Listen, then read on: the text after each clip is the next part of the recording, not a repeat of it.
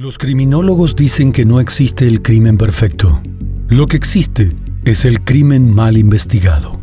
Siempre, en cualquier investigación aparece una pista clave que lleva hacia el asesino.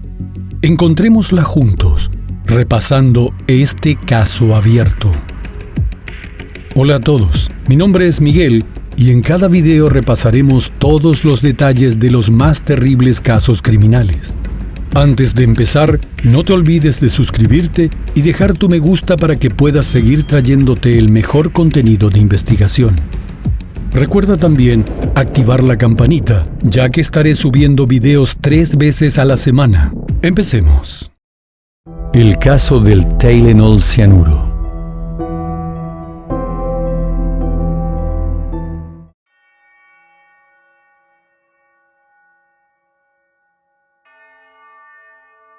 La mañana del 29 de septiembre de 1982, una niña de 12 años llamada Mary Kellerman, residente de Chicago, se despertó con dolor de cabeza y de garganta. Ya sabía cuál era el remedio que le daban en esos casos. Así que se tomó unos analgésicos Tylenol, como otras veces, pero ese día algo cambió y se desplomó en el baño. Cuando su padre, Dennis Kellerman, abrió la puerta del baño, encontró a la niña, que estaba en el suelo inconsciente. Todavía estaba en pijama. Asustado, el padre trasladó a Mary de urgencia al hospital. Pero a las 10 de la mañana de ese día, pese a los esfuerzos de los médicos por salvarla, la jovencita fue declarada muerta. Ese mismo día, un joven y saludable trabajador de correos, llamado Adam Janus, se tomó el día libre porque estaba resfriado.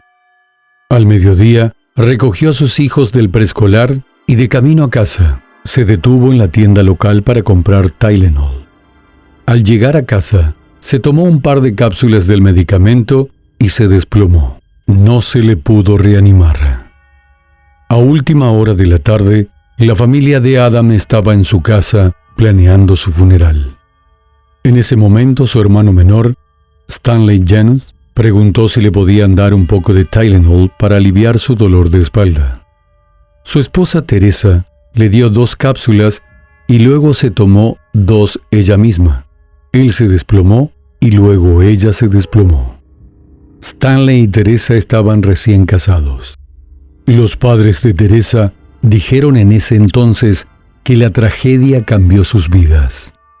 Tras una muerte y 2 colapsos en la misma casa, Chuck Kammer, del Departamento de Bomberos de Arlington Heights, llamó a la única persona de salud pública que conocía, una enfermera llamada Helen Jensen. Helen entró en la casa de Adam y echó un rápido vistazo. Vio el frasco de Tylenol al que le faltaban 6 cápsulas y sospechó que esa era la causa de la muerte. En principio, nadie le creía. Para la policía eran casos aislados. Pero Helen no solo era enfermera, sino que tenía una especialidad en salud y conocimientos de fármacos. Por tanto, sabía que tenía la razón y se plantó firme en su petición para llevar a cabo una investigación sobre las cápsulas. Un investigador del equipo del médico forense del condado de Cook, Nick Pishus, logró obtener el frasco de Tylenol de la familia de Adam, así como el frasco de Tylenol de la casa de Mary. Su jefe, el médico forense Edmund Donoghue, le dijo por teléfono que abriera ambos frascos y los oliera. Pishus informó de un fuerte olor a almendras. Tanto él como su jefe sabían lo que eso significaba: cianuro. Donoghue consideró que tuvo mucha suerte, porque este investigador fue capaz de oler el cianuro. La capacidad para detectar ese olor es conferida por un solo gen, que está ausente en la mitad de la población. A la 1 de la madrugada del 30 de septiembre, llegaron los informes del laboratorio. Las pruebas realizadas en los cuerpos mostraron que las víctimas tenían suficiente cianuro en la sangre como para matar a alguien 100 veces, o incluso 1000 veces. La situación era realmente preocupante para las autoridades, ya que el medicamento era uno de los más populares y casi en todos los hogares había un envase. Tratando de evitar una tragedia de grandes dimensiones, a las 10 de la mañana de ese mismo 30 de septiembre, se celebró una rueda de prensa en la que se advirtió a la gente que no tomara Tylenol. La policía de Chicago comenzó a recorrer las calles con altavoces para hacer llegar el mensaje a más personas. Lamentablemente, dicha advertencia llegó demasiado tarde para Mary Rainer, una joven madre de 4 hijos que había dado a luz apenas una semana antes.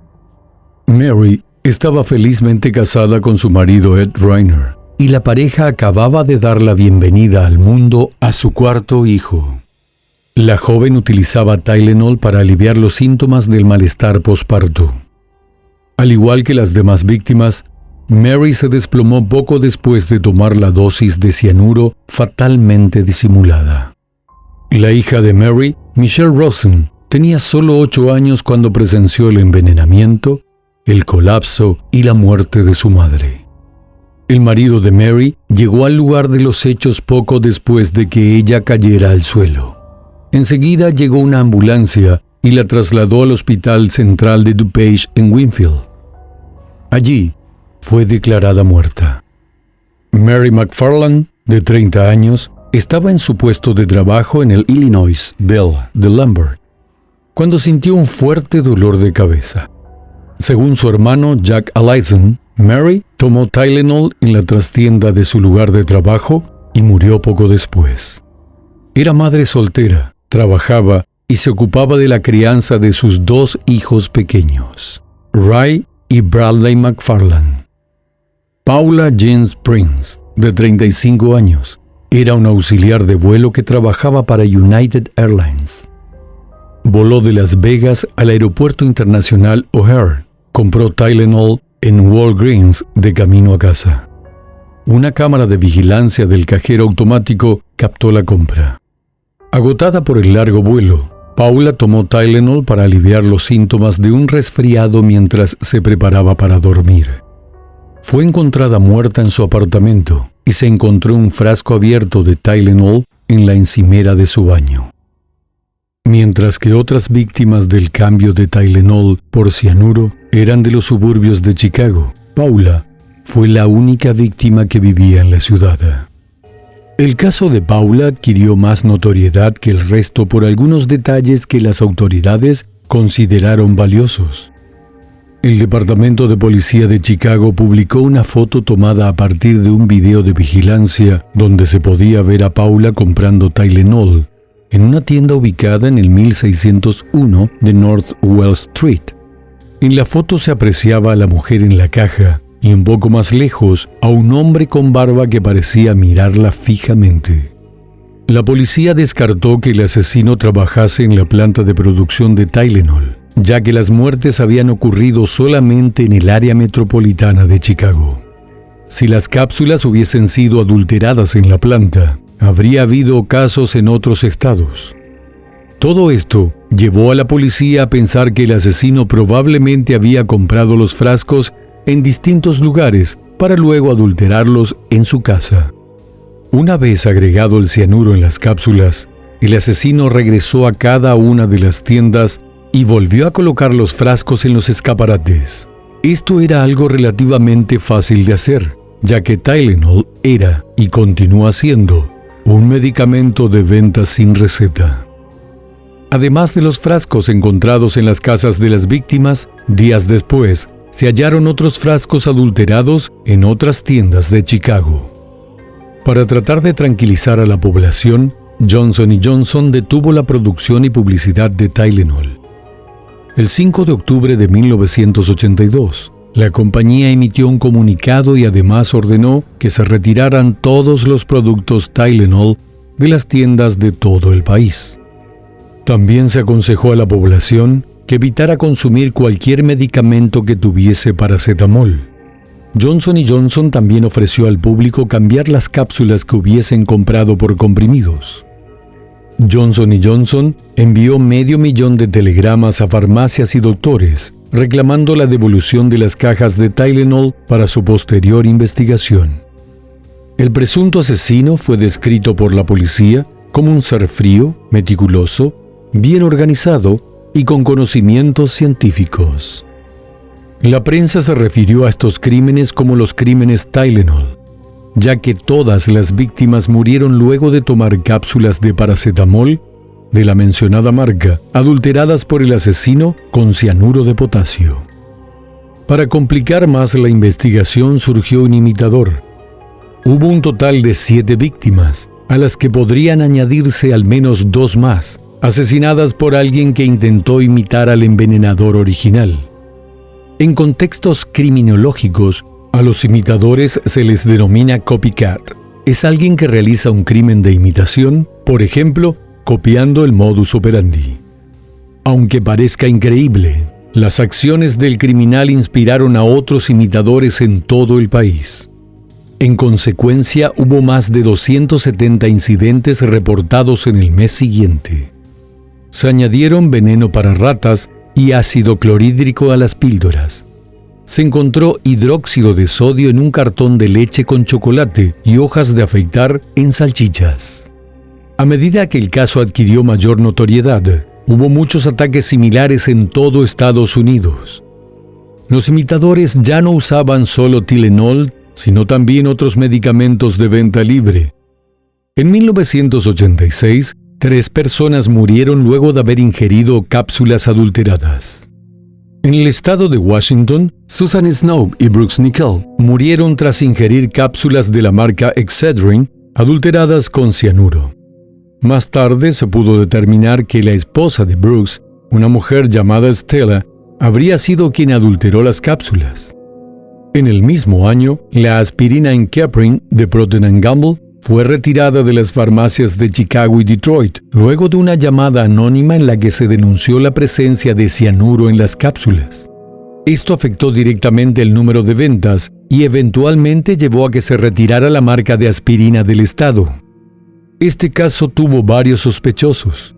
Durante los primeros días de investigación, un hombre llamado James William Lewis envió una carta a Johnson & Johnson en la que decía ser el responsable de los asesinatos. Lewis prometió no envenenar más cápsulas si recibía $1 millón. La policía fue capaz de identificar a Lewis por las huellas dactilares presentes en el sobre que usó. Sin embargo, cuando se descubrió que el hombre residía en New York, se lo descartó como el posible asesino. Sin embargo, fue procesado judicialmente, no por los crímenes, sino por extorsión. Según algunos medios, recibió una condena de 20 años, pero cumplió solo 13 y salió en libertad condicional. Otros medios indicaron que solo estuvo preso 12 años. Para sorpresa de todos, el canal de Boston, conocido como WCVB, dio a conocer ciertos documentos legales en los que los investigadores del Departamento de Justicia concluían que Lewis era en realidad el responsable de los envenenamientos, a pesar de que no se tuviese suficiente evidencia para procesarlo. Otro sospechoso fue Roger Arnold, quien era residente de Chicago. Arnold fue investigado y posteriormente descartado como sospechoso. De acuerdo a lo dicho por Roger, habría sido el dueño de un bar, Marty Sinclair, quien lo habría acusado falsamente ante la policía. Arnold sufrió una crisis nerviosa como consecuencia de la exposición mediática y en el verano de 1983 disparó y asesinó a John Stanisha, un hombre que no estaba relacionado con los crímenes, pero a quien, desafortunadamente, Roger confundió con Sinclair. Otra sospechosa, un par de años después, fue Laurie Dunn, una mujer que también era oriunda de Chicago. Dunn sufría de trastornos mentales y llamó la atención de los investigadores luego de una serie de asesinatos que cometió en mayo de 1988. Sin embargo, nunca se encontró ninguna prueba en su contra, ni tampoco nada que la conectara con las víctimas del caso Tylenol. Como respuesta a los crímenes Tylenol, las farmacéuticas cambiaron los envoltorios de los medicamentos y se crearon leyes federales que prohíben y condenan la alteración de los mismos. A principios de enero de 2009, las autoridades de Illinois volvieron a abrir la investigación del caso. que ha sido un dolor de cabeza para los investigadores porque solo han hallado evidencias circunstanciales. Agentes federales revisaron la casa de Lewis, el primero y más sólido sospechoso, en Cambridge, Massachusetts, y recolectaron varios objetos. En Chicago, un portavoz del FBI se negó a dar declaraciones. Sin embargo, aclaró que el FBI probablemente tendría algo para revelar los días siguientes. Miembros de la policía y el FBI habían recibido pistas sobre el caso, en especial en el aniversario de este. En una declaración escrita, el FBI explicó que el hecho de que no se decidiera reabrir el caso fue, en parte, debido al 25 aniversario de las muertes y la publicidad que este hecho trajo aparejada. Además, el Buró de Investigaciones indicó que si se tomaban en cuenta los numerosos avances en tecnología forense, se podía entender que era natural que en algún momento los investigadores revisaran de nuevo toda la evidencia del caso. El 19 de mayo de 2011, el FBI recolectó muestras de ADN del famoso asesino Ted Kaczynski, apodado Una Bomber. A pesar de que Ted negó haber estado involucrado en los envenenamientos, el FBI consideró que era un sospechoso viable, ya que los primeros 4 crímenes cometidos por el hombre fueron en el área de Chicago, entre 1978 y 1980. Además, sus padres tenían una casa en Lombard, Illinois, un suburbio de Chicago donde él solía quedarse de vez en cuando. También en 2011, el farmacéutico Scott Bartz, quien alguna vez fue empleado de Johnson & Johnson, publicó un libro llamado The Tylenol Mafia. De acuerdo con Scott, la adulteración no habría ocurrido en las farmacias y tiendas, como la policía mantuvo durante toda la investigación. Scott pensaba que el asesino probablemente actuó durante el proceso de embalaje o durante el proceso de distribución, y dijo que sabía los motivos por los que, según él, Johnson & Johnson habría ocultado la verdad. Mientras Scott formulaba críticas contra la empresa, en los medios informativos se destacaba la forma en la que Johnson & Johnson manejó la crisis causada por los asesinatos. Un artículo del Washington Post destacó que la compañía demostró cómo una empresa internacional debe manejar sus crisis de tal envergadura, siendo sincera para con la población y trabajando en conjunto con el Departamento de Policía de Chicago, el FBI y la Administración de Medicamentos y Alimentos. Pero no solo era un tema de salud o de imagen.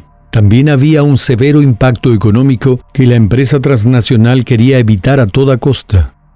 En los días y semanas posteriores a los asesinatos, las acciones de la compañía cayeron un 27%. Sin embargo, en menos de un año, lograron recuperarse, algo que se atribuyó a la rápida y efectiva respuesta de Johnson & Johnson.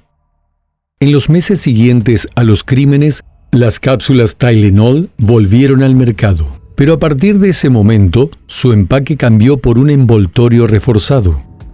Esto permitió que volviese a ser el medicamento de venta libre más vendido en los Estados Unidos. Los crímenes Tylenol llevaron a diferentes industrias, especialmente a las farmacéuticas, a introducir envoltorios seguros, como el cerrado al vacío o hermético, y a mejorar los controles de calidad. Quizás lo más importante fue que los crímenes Tylenol llevaron a la industria farmacéutica a reemplazar las cápsulas por comprimidos. Tylenol era por aquel entonces el líder nacional de los medicamentos contra el dolor que no necesitaban prescripción médica. Abarcaba el 37% del mercado estadounidense para mitigar el dolor, generando unas ventas anuales de unos $500 millones. La variedad extra fuerte, la que resultó contaminada con cianuro por un asesino, suponía un 20% del total de las ventas del medicamento. Los asesinatos de Tylenol sacudieron el área metropolitana de Chicago y toda la nación en el otoño de 1982. El incidente, que sembró el pánico en Illinois en última instancia, condujo a la aplicación generalizada de medidas de seguridad contra la manipulación de los medicamentos de venta libre.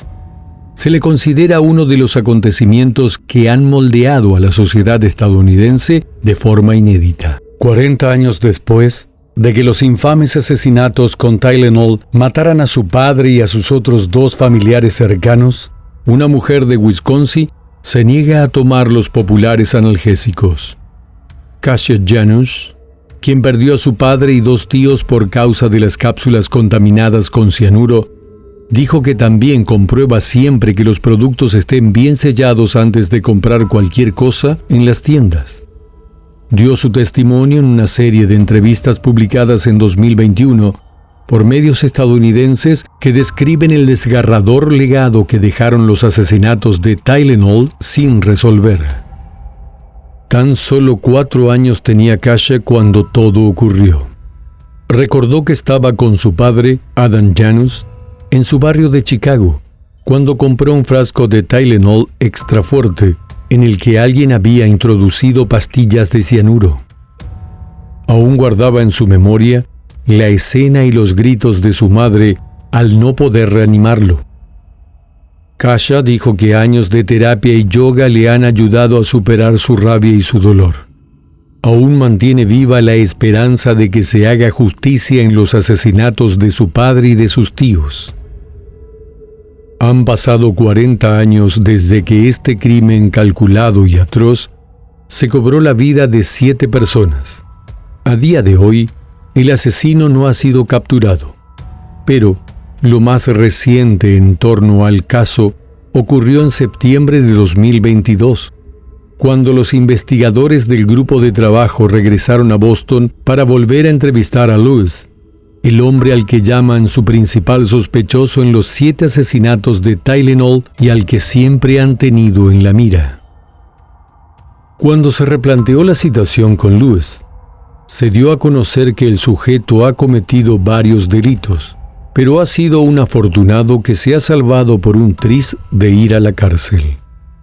Por ejemplo, Lewis había sido acusado de asesinar y desmembrar a un anciano en Kansas City en 1978, en relación con un esquema de fraude. El caso finalmente se desestimó por tecnicismos, pero no porque se lo hubiera considerado inocente. También se supo que, en 1966, Lewis intentó matar a su madre adoptiva con un hacha en Carr Junction, Missouri. Más tarde pasó un tiempo en el Hospital Psiquiátrico Estatal. Para sumarle más detalles a su prontuario, luego de salir de prisión tras su condena por la extorsión de Johnson & Johnson, en 2004, Lewis fue acusado de violación y secuestro, pero el caso fue sobreseído. El hombre sigue en la mira de las autoridades, con la esperanza de que las nuevas tecnologías ayuden a confrontarlo con una evidencia contundente. Cada sello de seguridad, cada tapón a prueba de niños y cada pieza de la legislación contra la manipulación de alimentos es un testimonio de las vidas de Mary Kellerman, Adam Janusz, Tylen Janusz, Teresa Janusz, Mary Reiner, Mary McFarland y Paula Prince.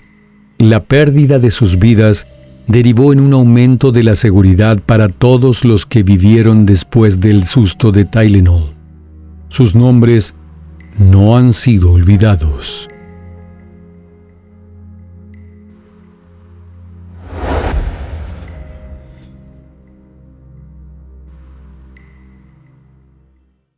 Y bueno, hasta aquí el caso de hoy. Como siempre agradezco tu apoyo a mi trabajo. Si te suscribes, das un me gusta y compartes este video, me ayudarás a seguir creando contenido.